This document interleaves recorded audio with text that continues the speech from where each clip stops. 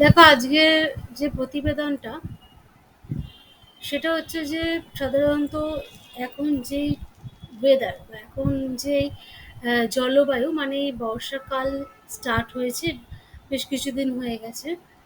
তো এই সময়টা মানে এই জুন, মানে জুলাই আগস্ট, এই সময়টাতে যেটা দেখা যায় সেটা হচ্ছে প্রচুর পরিমাণে ডেঙ্গি প্রকোপ বা ডেঙ্গুর প্রকোপ।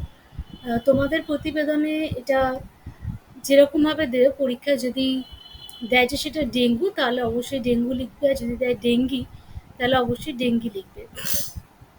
যদিও এখন বর্তমান যে পরিস্থিতি তার মধ্যে বেশ কিছু চাঞ্চল্যকর আহ, সংবাদ রয়েছে যেগুলো খুবই চাঞ্চল্যকর, তো সেগুলো নিয়ে আমি পরবর্তী ক্লাসে অবশ্যই আসব।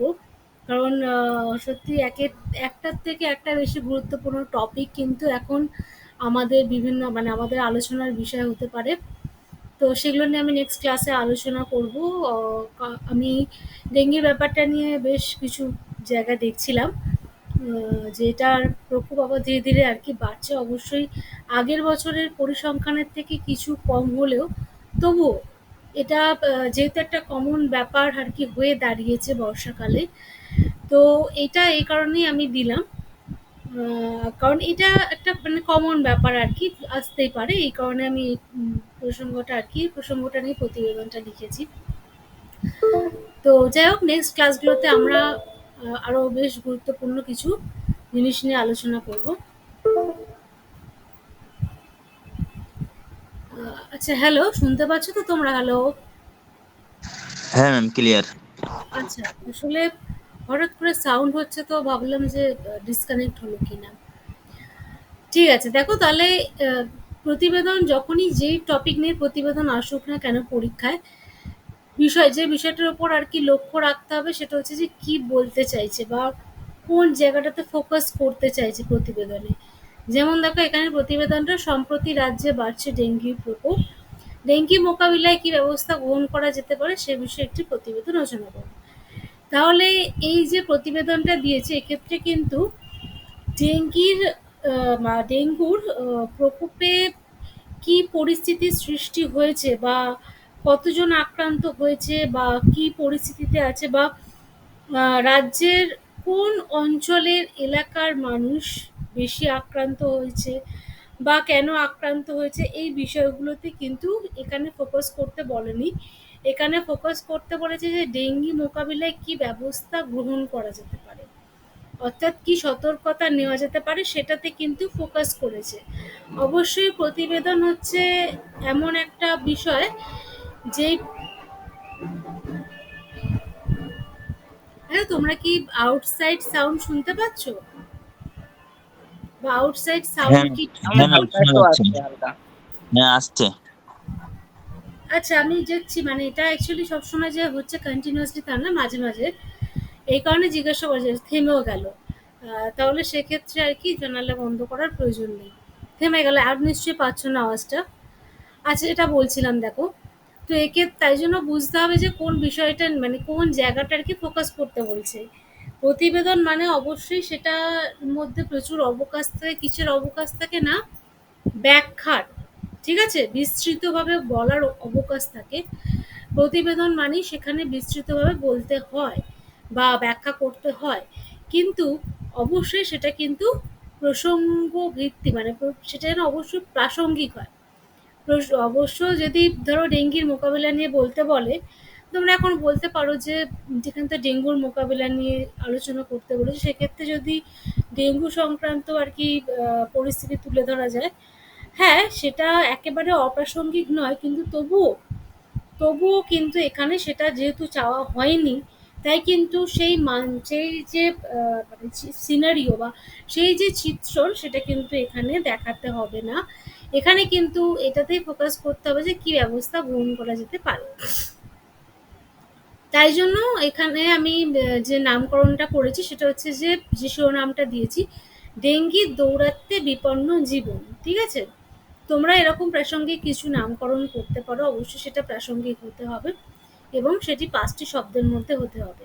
বিশেষ প্রতিনিধি কলকাতা, ঠিক আছে, এখানে বিশেষ প্রতিনিধি দিয়েছি তার কারণ হচ্ছে বিষয়টাতে মানে যেটা বলছিলাম যে যে আর কি চিত্রটা আর কি ফুটে উঠেছে ডেঙ্গি মানে বা ডেঙ্গুর মানে সেই যে কি একটা ভয়াবহ পরিস্থিতিতে পৌঁছেছে মানুষ বা কে কতটা আক্রান্ত হচ্ছে বা কিভাবে তারা আর কি ডক্টরের কাছে ভিজিট করছে সেটা কিন্তু এখানে জানতে চায়নি।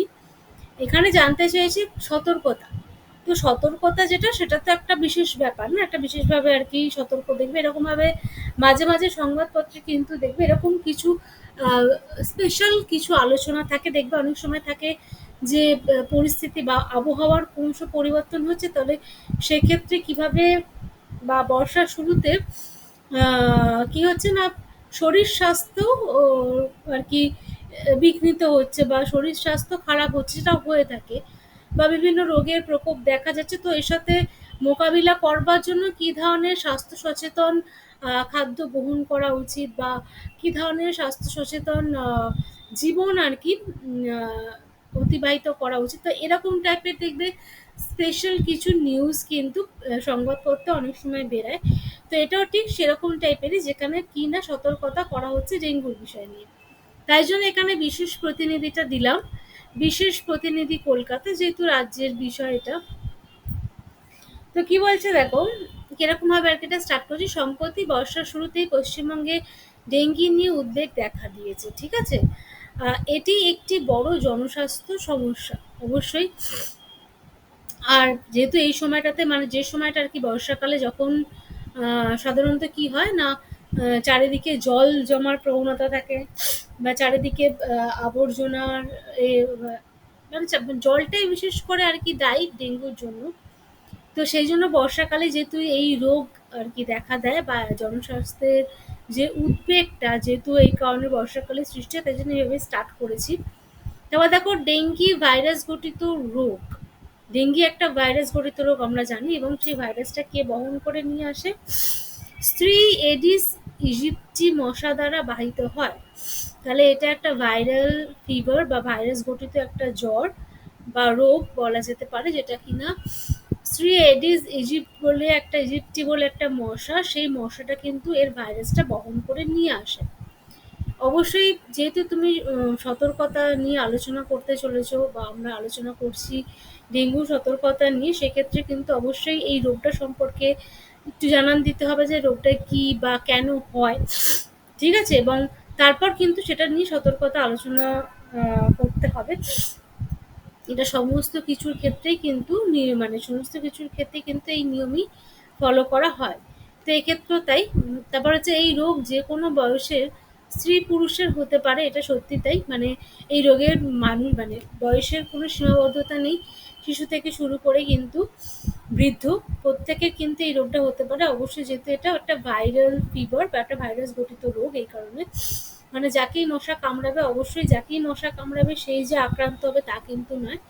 দেখবে যাকে কারণ আহ, কখন কাকে মশা কামড়াচ্ছে দেখবে, এই যে যারা আক্রান্ত হচ্ছে ধরো 10 জনের মধ্যে 5 জন আক্রান্ত হচ্ছে, তাহলে এই যে আক্রান্ত হচ্ছে 5 জন কেন হচ্ছে? সব 10 জনকে কামড়ালে 10 জন তো আক্রান্ত হচ্ছে না, হচ্ছে 5 জন। তার কারণ তাদের শরীরে যে রোগ প্রতিরোধক ক্ষমতা বা ইমিউনিটি সিস্টেম বা ইমিউন সিস্টেম সেটা কিন্তু কি না দুর্বল থাকে, এই কারণে তারা আক্রান্ত হয়ে পড়ে।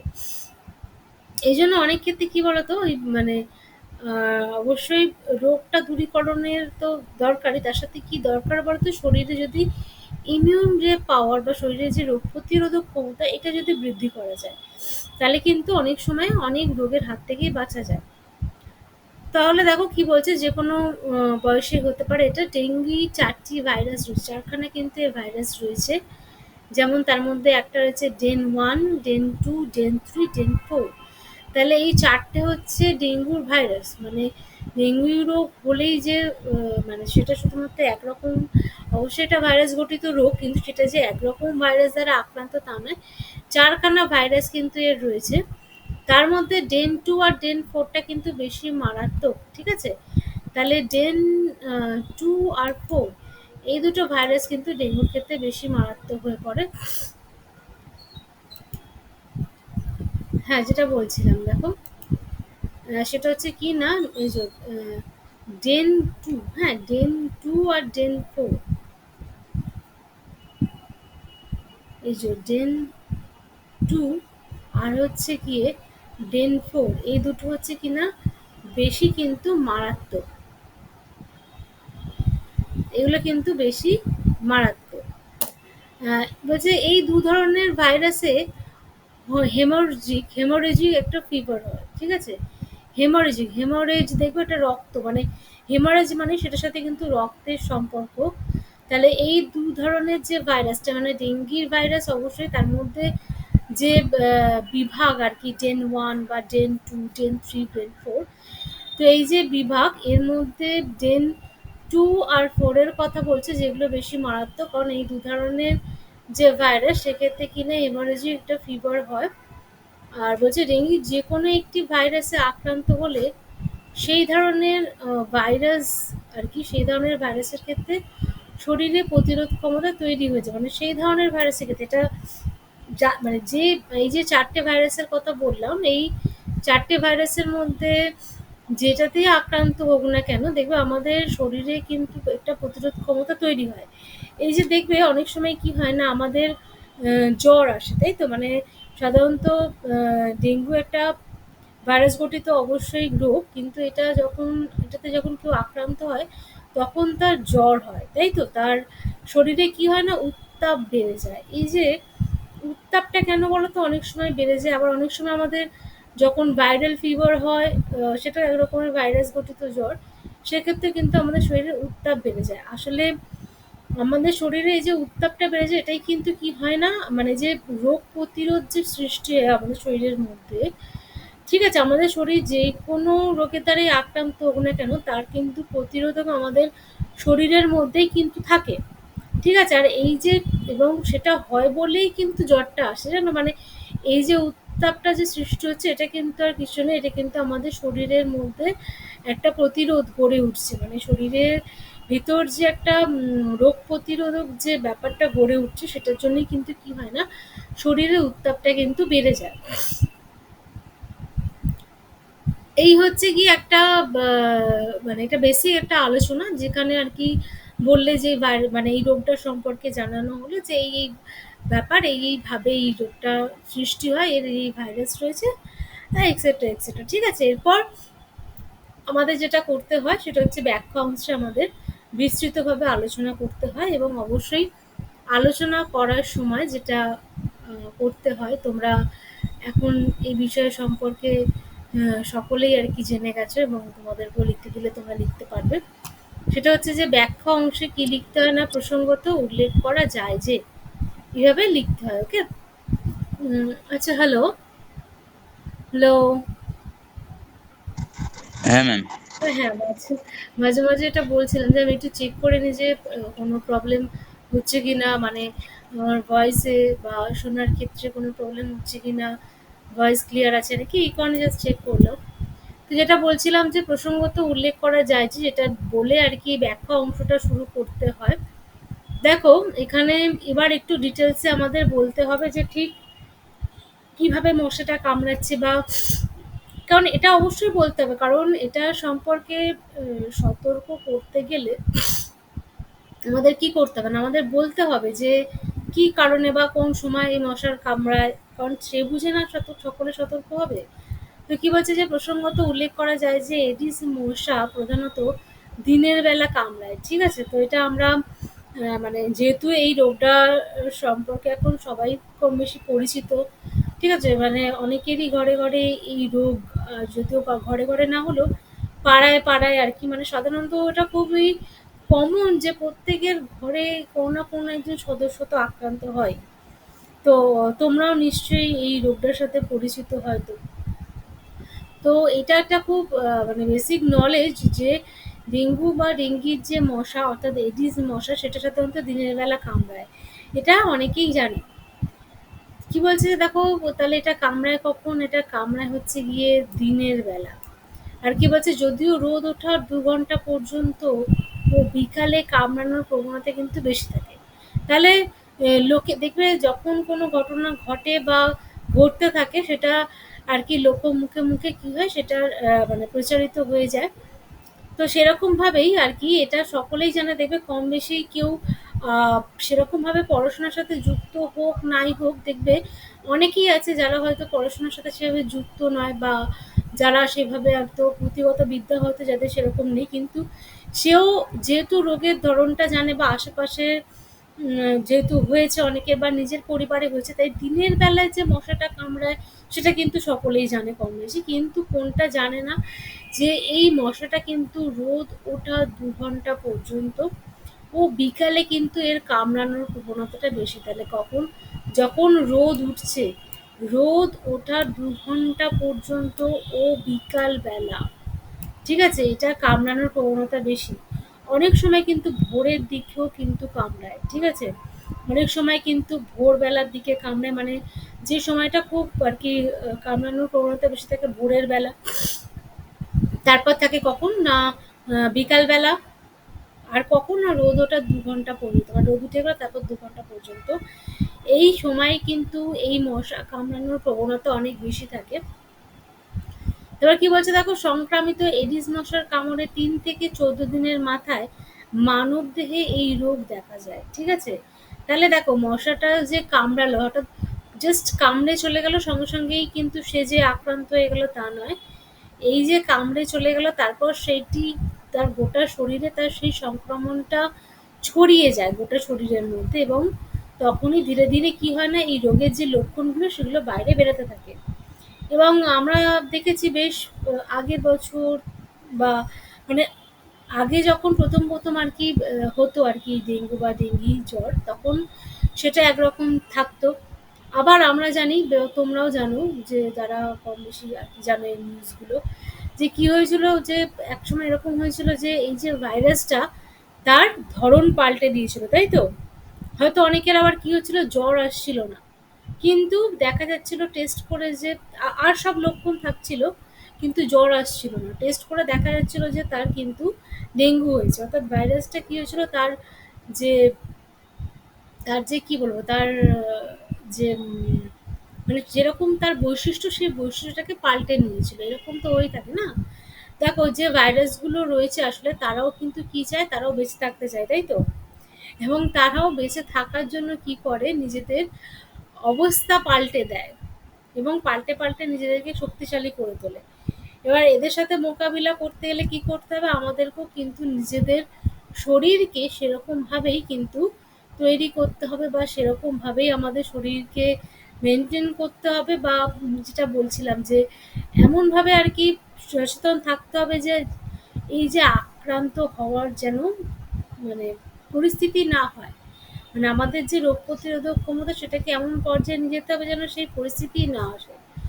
তো সেটাই হচ্ছে ব্যাপার, যে দেখো তাহলে যখন এটা সংক্রামিত হচ্ছে আর কি, বা এডিস মশা কামড়াচ্ছে, তার ৩ থেকে ১৪ দিনের মধ্যে কি মাথায় না কি হয়, মানব দেহে এই রোগ দেখা যায়। ওকে। তারপর কি বলছে, যে যে কোনো পাত্রের, মানে এবার আমরা আসছি ধীরে ধীরে যে সাধারণত কিভাবে এই মশাটা ডিম পাড়ে, বা কিভাবে আর কি মানে এটা কামড়ায় বা কি হয় সেটা একটুখানি চলছে। কি বলছে দেখো, যে কোনো পাত্রের পরিষ্কার স্বচ্ছ সামান্য জমা জলে এরা ডিম পাড়ে। ওকে। সামান্য জলে, মানে এরকম নয় যে পাত্রে অনেক বেশি জল থাকতে হবে, দেখবে এই কারণে কি করে তোমার পৌরসভা থেকে বা গ্রাম পঞ্চায়েত থেকে, যেখানে যা রয়েছে, যেখানে পৌরসভা রয়েছে সেখানে পৌরসভা থেকে, যেখানে গ্রাম পঞ্চায়েত রয়েছে সেখানে গ্রাম পঞ্চায়েত থেকে কি করে না, দেখবে সতর্ক করে দিয়ে যায়, বাড়িতে বাড়িতে এসে অনেক সময় করে, বা অনেক সময় তারা কি করে না অ্যানাউন্স করে। ঠিক আছে, আমরা হয়তো একটু যদি সে সময় বাড়িতে মজুদ থাকি তাহলে আমরা নিজেরাও শুনতে পারি যে অ্যানাউন্সমেন্ট কি অ্যানাউন্স করে, যে জল, যাবতীয় যে জল মানে জমা যাতে না থাকে, কোনোভাবেই যেন কোথাও জল জমিয়ে রাখা না হয়। একটা হতে পারে যে কোনো জায়গার জল আমরা রেগুলার ইউজ করছি, মানে জমাচ্ছি এবং ইউজ করছি, সেটা একটা আলাদা ব্যাপার। কিন্তু অনেক সময় হয় না, কোনো একটা ধরো বালতিতে বা কোথাও যেখানে জল দিনের পর দিন ধরে জমেই আছে। তো সেক্ষেত্রে কি হয় না, এইভাবে জমে থাকার ফলে কি হয় না, ওই যে এই সুযোগটা দিয়ে দেওয়া হয় মশাটাকে ডিম পাড়ার। ঠিক আছে। আগে দেখবে যে এখন যেহেতু অনেক আর কি, মানে এই যে জ্বর যেহেতু মানে ডেঙ্গু বাহিত জ্বর যেহেতু এত বেশি আর কি হচ্ছে, সেই কারণে ডেঙ্গু বাহিত জ্বর যেহেতু এত বেশি হচ্ছে, সেই কারণে এখন এটা সকলেই জেনে গেছে যে জল জমিয়ে না রাখার ব্যাপারটা। ওকে? কিন্তু আগে আমরা এই ব্যাপারটা জানতাম না, দেখবে এই কারণেই তো হয়েছে না। যদি ব্যাপারটা সম্পর্কে আগে আমরা সচেতন থাকতাম তাহলে কি আর এই রোগটা চারিদিকে ছড়াতো? তাহলে মেনলি তাহলে এই রোগের ব্যাপারটা কি না, এক্ষেত্রে যেটা হয় সেটা হচ্ছে যে কি না, সেটা হচ্ছে যে কোনো পাত্রের পরিষ্কার স্বচ্ছ সামান্য জমা জলে কিন্তু এরা ডিম পাড়ে। তাহলে একটু সামান্য জল থাকলেই হলো, সেখানে কিন্তু এরা ডিম পাড়ে। আর ডিমগুলো বিনা জলে ১ বছর পর্যন্ত বেঁচে থাকতে পারে, দেখো তাহলে। তাহলে এরা মানে এরকম হয় না, অনেক সময় দেখবে জল শুকিয়ে যায়, একটুখানি জায়গায় জল মানে জমলো এবং সেখানে ওরা ডিম পারলো, তারপর হয়তো জলটা শুকিয়ে গেল। মেনলি তাদের ডিম পাড়ার জন্য দরকার হচ্ছে জলের, কিন্তু যদি জল শুকিয়ে যায় তবুও কিন্তু এই ডিম মানে জল ছাড়া কিন্তু ১ বছর পর্যন্ত এই ডিমগুলো কিন্তু বেঁচে থাকতে পারে। মানে বুঝতে পারছো তো এগুলো মানে কতটা আর কি কতটা ডেঞ্জারাস আর কি। যে যে জল মানে জল না থাকলে আর কি, জল ছাড়াও কিন্তু ১ বছর পর্যন্ত বেঁচে থাকতে পারে এরা। ওকে? ডিমগুলো বিনা জলে ১ বছর বেঁচে থাকতে পারে। এবার আমরা আসছি কিনা এই লক্ষণগুলো সম্পর্কে আমরা আলোচনা করব, যে সাধারণত কি লক্ষণ ফুটে ওঠে, তাই তো? দেখো, ডেঙ্গির লক্ষণগুলো এবার আমাদের জানতে হবে অবশ্যই। যখন সতর্ক করছো জনজাতিকে এই ডেঙ্গু সম্পর্কে, তখন তো তার লক্ষণগুলো বলতেই হবে না, যে এই লক্ষণগুলো দেখা যাচ্ছে নাকি, তাহলে কিন্তু সেটা হলে কিন্তু অবশ্যই ডাক্তারের পরামর্শ নিতে হবে, বা কোনো টেস্ট ফেস্ট করতে হবে যে সত্যি হয়েছে কিনা। তাহলে লক্ষণগুলো কি দেখো, লক্ষণগুলো হচ্ছে হঠাৎ মাঝারি থেকে উচ্চ মাত্রায় জ্বর। ঠিক আছে? তাহলে দেখবে ডেঙ্গুর ম্যালেরিয়ার যেমন কি হয়, খুব কাঁপুনি দিয়ে জ্বর আসে। ম্যালেরিয়া জ্বরটা কি হয় না, খুব কাঁপুনি দিয়ে আসে এবং হঠাৎ মানে যখন আসে তখনই কিন্তু সেটা অনেক বেশি থাকে, মানে ১০২-৩ এরকম থাকে। কিন্তু ডেঙ্গুর ক্ষেত্রে কিন্তু যে জ্বরটা হয় সেটা কিন্তু হঠাৎ মাঝারি থেকে উচ্চ মাত্রা, মানে প্রথমে যখন জ্বরটা আসে তখন হয়তো ১০০, ঠিক আছে? ডেঙ্গু জ্বর কিন্তু অনেক সময় ১০০তেও কিন্তু থাকে, দেখা গেছে। তো সেখান থেকে কিন্তু ১০৩ এমনকি ৪এও পৌঁছে যায়। তো এই যে তাহলে এর যে লক্ষণটা কিনা মাঝারি থেকে বলছে উচ্চ মাত্রায় জ্বর, অসহ্য মাথার যন্ত্রণা। ঠিক আছে? এটা কিন্তু অবশ্যই একটা মানে বড় লক্ষণ। সেটা হচ্ছে অজস্র রকমের মাথায় যন্ত্রণা হয়। আর কি হয় বলছে, মাংসপেশিতে ব্যথা হয়, গাঁটে গাঁটে যন্ত্রণা হয়। ওকে? তাহলে মাংসপেশিতে ব্যথা হয়, আর কোথায় হয়? গাঁটে গাঁটে কিন্তু যন্ত্রণা হয়। আর কি হয় বলছে, প্রচন্ড দুর্বলতা, খুবই দুর্বল, মানে খুবই দুর্বল করে দেয়, তাই তো? বমি ভাব, ক্ষুধামান্দ। তাহলে বমি বমি ভাবটাকে, শরীরটাকে দুর্বল করে দেয়, তার সাথে ক্ষুধামান্দ মানে আহার গ্রহণ করার ক্ষমতা সেরকম থাকে না, বা খিদে পায় না। তারপর কি বলছে দেখো, বলছে নাক দিয়ে মাড়ি থেকে রক্ত পড়ে। এটা কিন্তু হয়ে থাকে, সবার ক্ষেত্রে কিন্তু হয়ে যেতে অনেক, কিন্তু অনেক ক্ষেত্রেই নাক আর মাড়ি থেকে রক্তকরণ হয়। ঠিক আছে? তারপর কি বলছে, আলকাতরার মতো কালো পায়খানা হতে পারে। ওকে? আলকাতরার মতন হতে পারে আর কি কালো পায়খানা। এগুলো হচ্ছে ডেঙ্গুর কতগুলো লক্ষণ, যে সেই জিনিসগুলো হয়, তাই তো? আর যেটা করে আর কি, ডেঙ্গু আমাদের শরীরে কি করে না, প্লেটলেটসটাকে কমিয়ে দেয়, তাই তো? একদমই কমিয়ে দেয়। এর ফলে কি হয় না, এর ফলে মানুষের আর কি রোগ প্রতিরোধক ক্ষমতাটাই কমে যায় শরীরে। কারণ ডেঙ্গুর বিশেষ করে যেটা হয় যে ধীরে মানে খুব খুব দ্রুত প্লেটলেটসটা কমে যায়, খুব দ্রুত।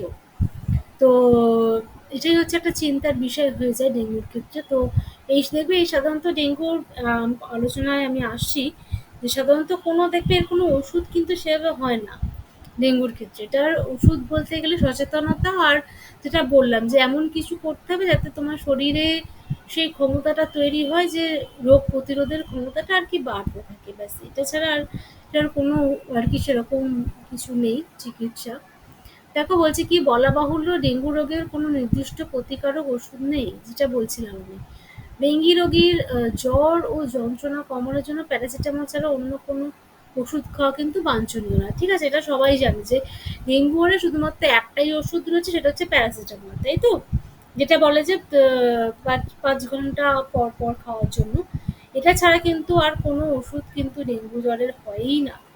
দেখো ডেঙ্গি রোগীর জ্বর ও যন্ত্রণা কমানোর জন্য মানে এই যে বলে, যেটা বলছিলাম যে যে মাংসপেশিতে ব্যথা হয়, গাঁটে গাঁটে যন্ত্রণা হয়, তাহলে এই যে যন্ত্রণা, এই যন্ত্রণা কমানোর জন্য শুধু প্যারাসিটামলই কিন্তু খেতে বলা হয়, এবং তার সাথে জ্বর থাকে অবশ্যই।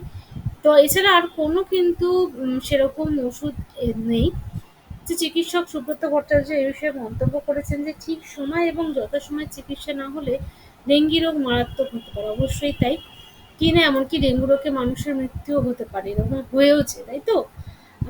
শুধু তাই না, এটা মানে এটা আর কি এমন ডেঞ্জারাস টাইপের আর কি হয়, এই যে ডেঙ্গু, ডেঙ্গু বলো বা টাইফয়েড বলো বা ম্যালেরিয়া বলো, এগুলো এমন ডেঞ্জারাস হয় যে শরীরের কোনো না কোনো অঙ্গকে কিন্তু ক্ষতিগ্রস্ত করে দিয়ে যায়। মানে যখন যার হয়, শরীরের কোনো না কোনো অঙ্গকে কিন্তু এটা কি করে, ক্ষতিগ্রস্ত করে তোলে।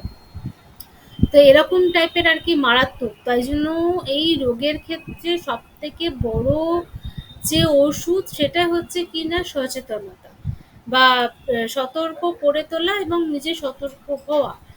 আর আর যেটা, সেটা হচ্ছে যে নিজের শরীরের রোগ প্রতিরোধক ক্ষমতা যেটা, সেটাকে বৃদ্ধি করা। এছাড়া কিন্তু আর কোনো রকম আলাদা কিছু কারণ বা সেরকম কিছু নেই এই রোগের ক্ষেত্রে। এই হচ্ছে গিয়ে ব্যাখ্যা অংশ, এবং এবার আমি যেটাতে আসবো সেটা হচ্ছে যে সমাপ্তি অংশে। দেখো, সমাপ্তি অংশটাতে আসছি, কি বলছে দেখো, ডেঙ্গি মোকাবিলার জন্য যে পদ্ধতি অবলম্বন করা যেতে পারে, অবশ্যই এখানে প্রতিবেদনটাতেই জিজ্ঞাসা করেছে যে কোন আর কি মানে কি সতর্ক বাণী দেওয়া যেতে পারে জনজাতির কাছে, তাই তো, ডেঙ্গু কে মোকাবিলা করার। তো সেটা নিয়ে এটা সমাপ্তি হবে। দেখো, যে পদ্ধতি বলছে অবলম্বন করা যেতে পারে, সেটা কি না, মশারি, মশার তেল, মশার ধূপ ব্যবহার করা। আমি বলবো সব থেকে বেশি যেটা গুরুত্বপূর্ণ বা সব থেকে বেশি যেটা এফেক্টিভ, সেটা হচ্ছে গিয়ে মশারি। কারণ আজকাল এমন দেখা গিয়েছে, মানে আগে এটা দেখা যেত যে মশার তেলে, মশার ধূপে মশা মরতো। আমি জানি না অন্য কোথাও এটা হয় কি না, কিন্তু আজকাল আমি দেখি যে না মশার ধূপে মশা মরে, না মশার তেলে মশা মরে। এটা কেন হয়েছে, তার কারণ হচ্ছে এটাই যে তাদের যে ক্ষমতাটা তারা বাড়িয়ে ফেলেছে আর কি।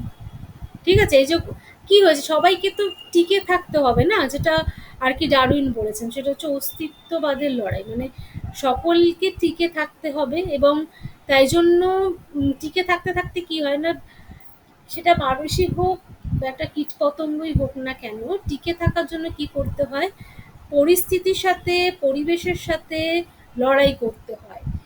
এবং এই পরিবেশ আর পরিস্থিতি হচ্ছে সর্বদা পরিবর্তনশীল। তাহলে সেই পরিবর্তনশীল পরিবেশের সাথে লড়াই করে টিকে থাকতে হয়, সেটা মানুষের ক্ষেত্রে হোক বা কীটপতঙ্গের ক্ষেত্রেই হোক। তো যেটা দেখা গেছে যে এখন মানুষ খুবই সচেতন হয়ে গেছে, ঘরে ঘরে মশার ধূপ জ্বালায় বা মশার তেল ব্যবহার করে, কিন্তু এই মশার তেলে বা ধূপে কোনোটাতেই কিন্তু আমি সাধারণত দেখি না যে মশা যাচ্ছে। তো এটা হচ্ছে তার কারণ তারা সেইভাবে আর কি নিজেদেরকে আর কি ডেভেলপ করছে তারা, অবশ্যই। ঠিক আছে, মজা হতে পারে, কিন্তু তারাও তো টিকে থাকতে চায় না এই দুনিয়াতে। তো সেটাই হচ্ছে কথা, এই জন্য সব থেকে বেশি এফেক্টেড যেটা, সেটা হচ্ছে কিন্তু মশারি। ঠিক আছে, মশারির কোনো বিকল্প নেই, না মশার তেল না মশার ধূপ। আর একটা আছে, সেটা হচ্ছে ওই ধুনো, যেটা আর কি দেয় ধুনো, সেটা খুবই এফেক্টেড, কিন্তু এখন যেটা দাঁড়িয়েছে এখনকার এই সমাজ ব্যবস্থায়, মানে সব ক্ষেত্রে আর কি ওই ধুনো পাওয়া বা ধুনো জ্বালানো সেটাও আর কি সম্ভব হয়ে ওঠে না এই ব্যস্ত জীবনে। এছাড়া কিন্তু মশার ধূপ বা তেল এই দুটো কিন্তু কোনোভাবেই কাজে লাগে না। নেক্সট কি বলছে দেখো, যে মশার লার্ভা ধ্বংস করা। ঠিক আছে, যেখানে যেখানে ডিম পেরেছে বা এরকম দেখবে এরকম করে থাকে, পৌরসভা থেকে সে কি করে, এরকম মশার লার্ভাগুলোকে ধ্বংস করে দিয়ে যায়। বাড়ির আশেপাশে জমা জল পরিষ্কার করা। শুধু যে বাড়ির মধ্যে জল জমে থাকে তা না, বাড়ির আশেপাশেও জল জমে থাকে, তাই তো? দেখবো অনেক জায়গায় নোংরা জল জমে থাকে নর্দমা, সেটা আলাদা ব্যাপার, কিন্তু অনেক জায়গায় কিন্তু পরিষ্কার জলও কিন্তু জমে থাকে। দেখো বর্ষাকালে জল পাস হতে পারে না, হয়তো পুকুর ফুকুরে জল এসে জমে গেলো, সেই জলটা কিন্তু তুলনামূলক পরিষ্কার হয়। আর অনেক সময় দেখা যায় যে মফস্বল এলাকায় কি হয় না, নর্দমার নোংরা জল জমে থাকে। হুম। আর গ্রাম ফ্রামগুলোর ক্ষেত্রে দেখা যায় যে জলটা জমে, সেটা হচ্ছে পুকুরের জল। পুকুরের জলটা কিন্তু নর্দমা নোংরা জলের থেকে পরিষ্কার হয়। তো সেক্ষেত্রে আরো ডেঞ্জারাস ব্যাপারটা। তো বলছে বাড়ির আশেপাশে যে জল জমে থাকে সেটাও কিন্তু পরিষ্কার করা দরকার। আবার কি বলছে, এই রোগের উপসর্গ থাকলে অ্যাসপিরিন জাতীয় ওষুধ কিন্তু খাওয়া যাবে না। ঠিক আছে? অ্যাসপিরিন জাতীয় কোনো ওষুধ কিন্তু এই রোগের উপসর্গ থাকলে খাওয়া ঠিক নয় বা যাবেও না। একমাত্র এই রোগের একটাই ওষুধ প্যারাসিটামল। এছাড়া আর কোনো ওষুধও নেই। তাছাড়া বলছে গণমাধ্যমে জনগণকে সচেতন করে পরিবেশ উন্নত করতে পারলে এই রোগ থেকে আমরা মুক্তি পেতে পারি। ঠিক আছে? পরিবেশ উন্নতির মধ্যে অনেক কিছুই থাকে, যেমন পরিষ্কার রাখা, পরিচ্ছন্ন রাখা, আর অবশ্যই যেখানে আর কি মশার এরকম লার্ভা কি হয়ে থাকে সেগুলোকে ধ্বংস করা। তো এটাই হচ্ছে সচেতনতার বাণী জনজাতির নিকট। আর যদি তোমাদের কাছে অন্য আর যদি কিছু আরো যদি কিছু সচেতনতা মূলক কিছু কর্মসূচি তোমাদের জানা থাকে এই বিষয়ে, তাহলে তোমরা অ্যাড করতে পারো। এখানে এই প্রতিবেদনটা শেষ হচ্ছে। তোমরা সকলেই নির্বাক হয়ে আছো। তোমাদের থেকে আমি জানতে চাইবো যে তোমাদের কি কোথাও বুঝতে কোনো অসুবিধা আছে বা কোথাও কি তোমাদের কিছু জিজ্ঞাসা আছে?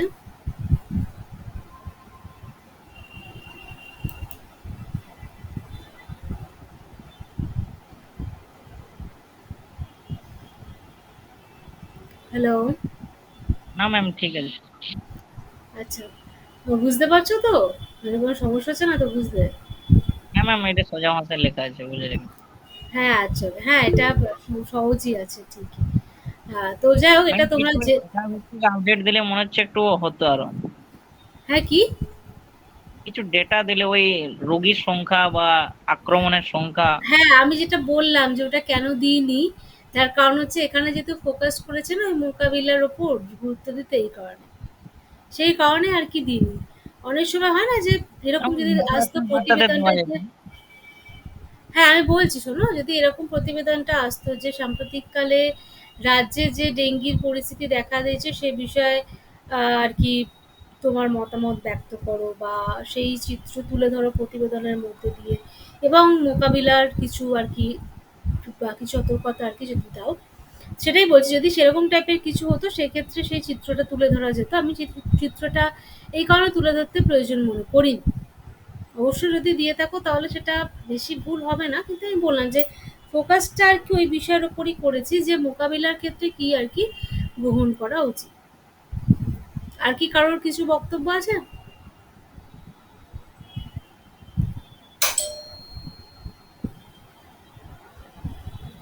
এই বিষয়ে? আর কি কারোর কোনো বক্তব্য আছে?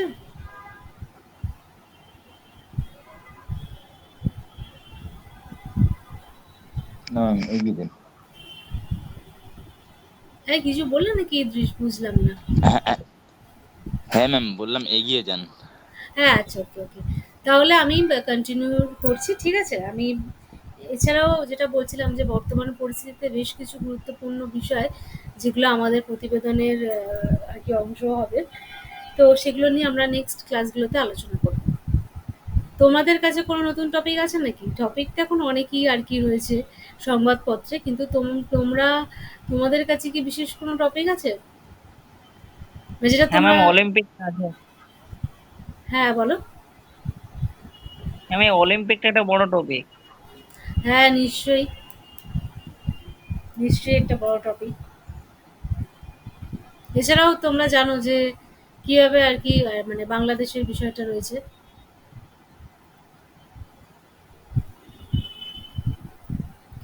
আচ্ছা, এবার যেটা নিয়ে আমরা আলোচনা করবো সেটা হচ্ছে বাগধারা আর প্রবাদ প্রবচন, যেটা আর কি এখন আমরা আলোচনা করছি কটা মানে বিগত একটি ক্লাস ধরে। দেখো, প্রথম যেটা সেটা হচ্ছে অগ্নি পরীক্ষা। আচ্ছা, আমি এটা আলোচনা করার আগে তোমাদেরকে জিজ্ঞেস করতে চাইবো যে এর আগে যে ক্লাসগুলো হয়েছে এবং সেখানে যে বাগধারা বা প্রবাদ প্রবচন আলোচনা করেছি সেগুলোর ওপর কি তোমরা নিজেরা কোনো বাক্য রচনা করেছো, নাকি সেগুলো শুধু ওই ডেটার মধ্যেই আর কি রেখে তোমরা মানে ওই অবধি আর কি সীমাবদ্ধ রয়েছে এখনো পর্যন্ত?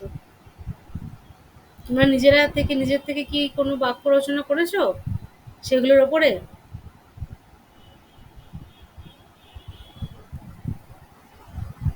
না ম্যাম, করা হয়নি। সামনে এক্সাম আছে তো, তাহলে প্রিলিটাতে এখন ফোকাস করছি। হ্যাঁ, হ্যাঁ, হ্যাঁ, হ্যাঁ, আচ্ছা, ঠিক আছে, ওকে, ওকে। যে একটু জাস্ট মাঝে মাঝে, হ্যাঁ সেটা জানি সামনেই এক্সাম তোমাদের, যাই হোক তবু বলে দিলাম আমি যে একটু জাস্ট করলে কি হবে তোমাদের লেখার যে দক্ষতাটা সেটা চলে আসবে। মানে বলেছিলাম যেহেতু যে কোনো একটা ল্যাঙ্গুয়েজ, সেটা বাংলা হোক, ইংরেজি হোক বা অন্য কোনো হিন্দি হোক, যেটাই হোক না কেন, সেটাতে দক্ষতা অর্জন করার জন্য দরকার হচ্ছে কিনা প্র্যাকটিস। যেটাকে লেখা, সেটাকে পড়া, সেটাকে আর কি নিজের থেকে আহ, বলতে পারা, লিখতে পারা। তো এটা একদিনে তো হয় না, এই কারণেই আর কি ক্লাসগুলো তোমরা এতদিন ধরে করে আসছো। যাই হোক, দেখো, অগ্নি পরীক্ষা, অগ্নি পরীক্ষা হচ্ছে নিদারুণ দুঃসময়ের মধ্যে দিয়ে কাল কাটানো, সেটাকে বলা হচ্ছে অগ্নি পরীক্ষা। দেখো কি না, ভারতবাসীর এখন অগ্নি পরীক্ষা চলতেছে এই সময়। সকল প্রকার ভেদ বুদ্ধির কথা ভুলে সকলকে জাতীয় সংহতির জন্য সচেষ্ট হতে হবে। এটা চলিতেছে না করে চলছে করেও, ঠিক আছে, চলছে। এটা না চলছে, কারণ যেহেতু এখন যেহেতু আমরা সকলেই চলিত ভাষায় কথা বলি এবং সাহিত্য চলিত ভাষায় লেখা হয়, তাই জন্য এটাকে সাধু ভাষায় লেখার দরকার নেই।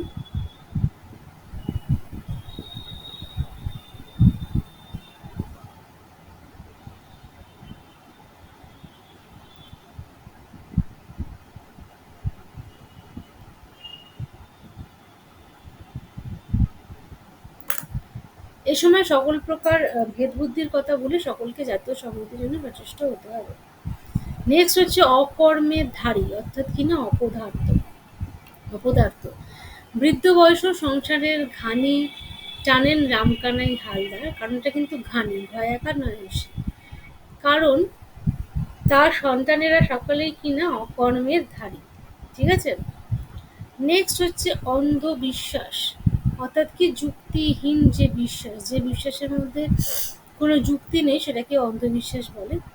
হাঁসকুড়ি গ্রামের মানুষগুলির অন্ধবিশ্বাস দিনে দিনে এত বাড়ছে। আচ্ছা, এটা কমপ্লিট করা হবে।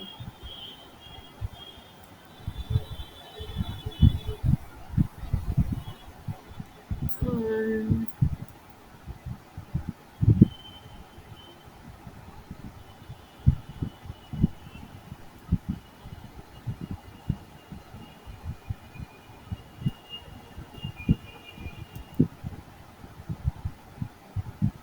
যে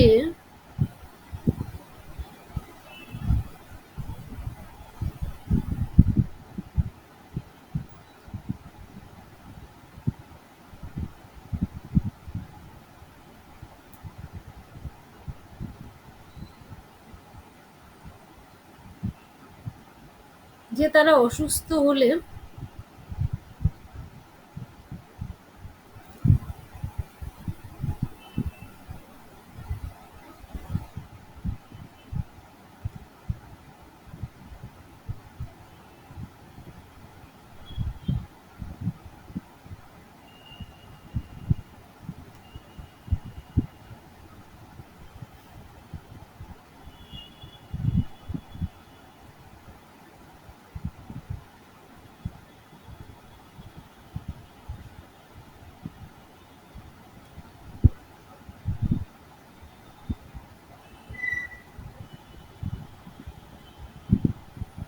না, না, এখানটা না,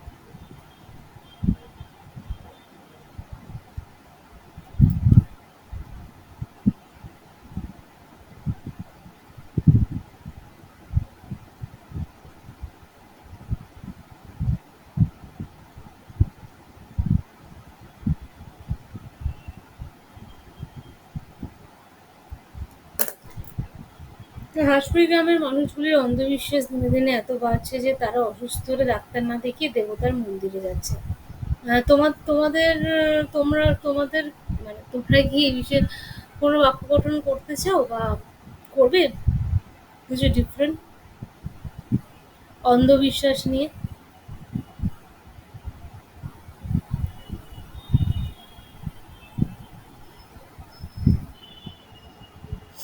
হ্যালো,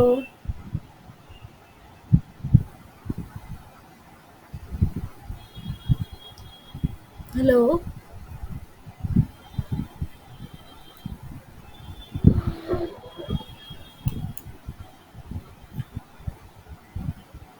হ্যাঁ, তোমরা দেখি কি বাক্য গঠন করো অন্ধবিশ্বাস নিয়ে।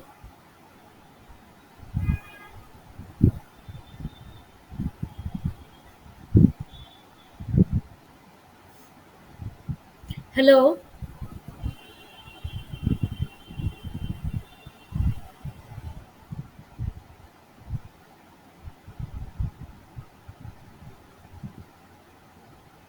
হ্যাঁ, হ্যালো ম্যাম।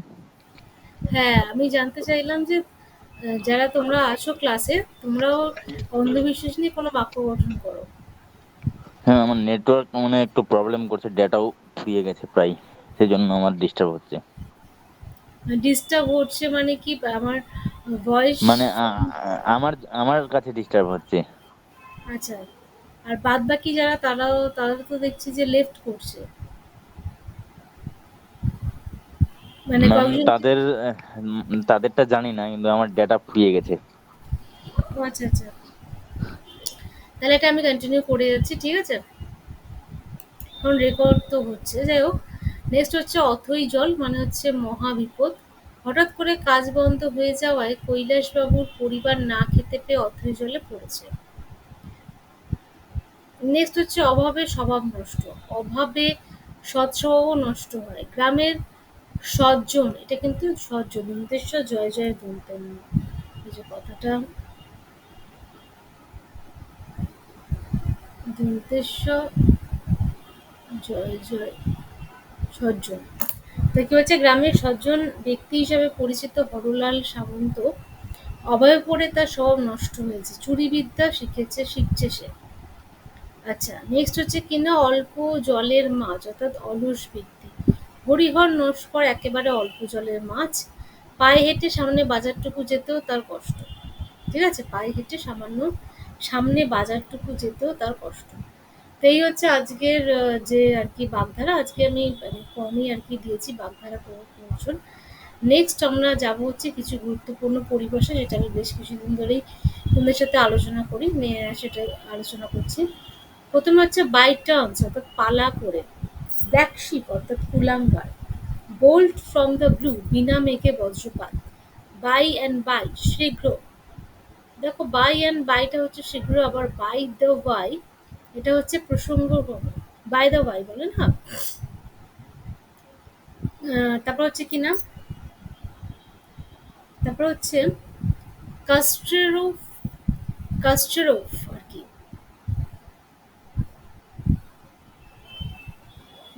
গ্যাস্টেস্ট্রোফ, ঠিক আছে? গ্যাস্টেস্ট্রোফ, যেটার অর্থ হচ্ছে কিনা চরম বিপর্যয় বা বিপত্তি। তারপর হচ্ছে দেখো, ক্যাথোরসিস মানে হচ্ছে বিলক্ষণ বা ভার।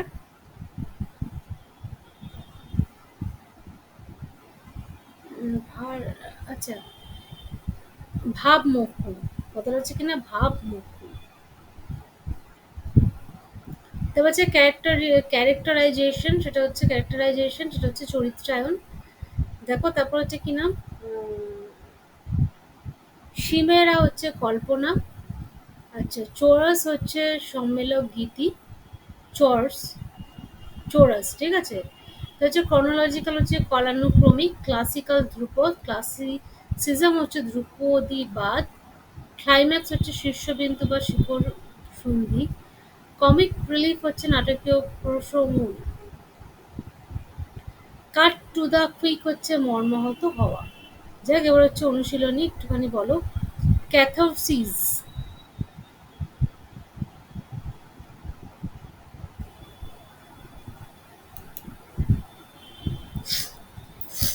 বলো ক্যাথারসিস মানে কি?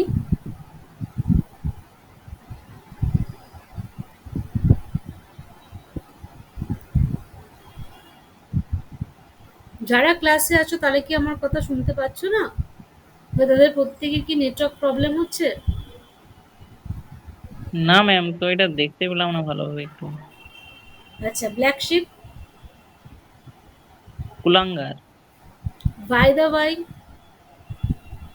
প্রসঙ্গক্রমে। হুম। সিমেরা।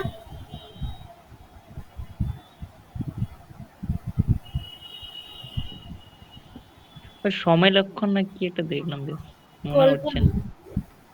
কল্পনা, ক্লাসিক্যাল, ধ্রুপদ, ক্লাইম্যাক্স,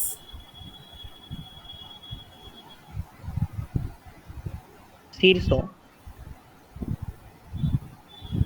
শীর্ষবিন্দু বা সন্ধি আর কি।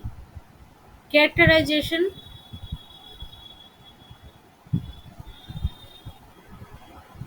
চরিত্রায়ন। চরিত্রায়ন, হুম। চোরস,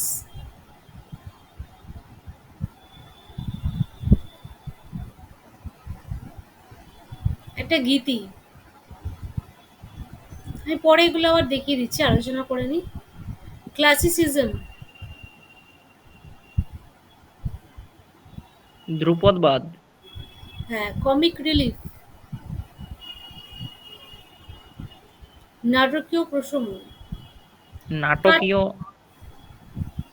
নাটকীয় প্রশমন আর কি, মানে মানে নাটকীয়তা যেখানে কম আর কি, রিলিফ আর কি। কাট টু দ্য কুইক,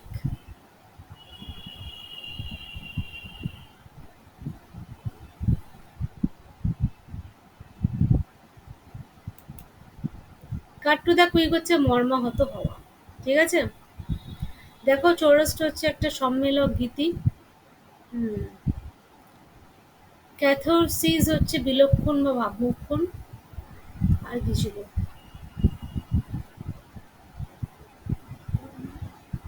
শীর্ষবিন্দু বা শিখর সন্ধি, ক্লাইম্যাক্স। ঠিক আছে, আজকে এই ক্লাসটা এতটা অবধি আর কি, মানে আজকের আলোচনা এতটা পর্যন্তই।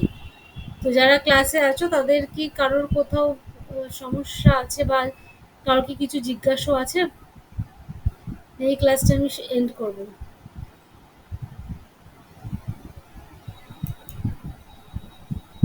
বলো, কারোর কি কোথাও কোনো জিজ্ঞাসা আছে? বুঝতে কিছু অসুবিধা আছে? নাহলে আমি ক্লাসটা এন্ড করব।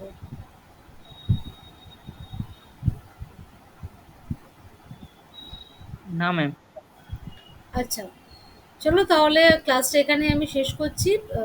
তোমাদের সাথে নেক্সট ক্লাসে দেখা হবে। তোমরা সকলে ভালো থেকো, সুস্থ থেকো। সকলকে শুভরাত্রি।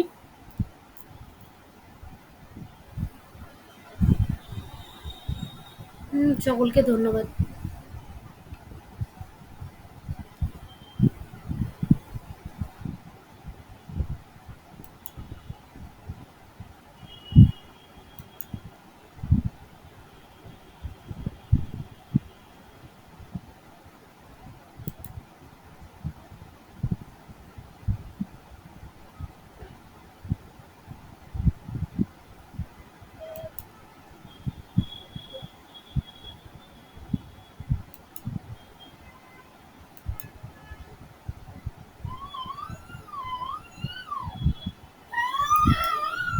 মামাজি হয়ে গেল।